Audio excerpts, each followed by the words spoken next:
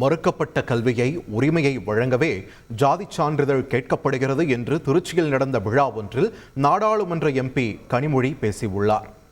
ஒரு கம்ப்யூட்டர்ல முன்னாடி உட்கார்ந்துக்கிட்டு எதுக்கு ஜாதி சர்டிபிகேட் நிறைய ஸ்கூல்ல கேட்பாங்க. அரசாங்கம் தானே ஜாதியை திணிக்குது அப்படின்னு. எப்படி நீங்க தானே ஜாதி சான்றிதழ் கேட்குறீங்க?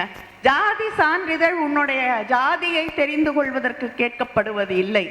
உனக்கு மறுக்கப்பட்ட உரிமைகளை கல்வியை தருவதற்காக அரசாங்கம் கேட்கக்கூடியதுதான் ஜாதி சான்றிதழ்.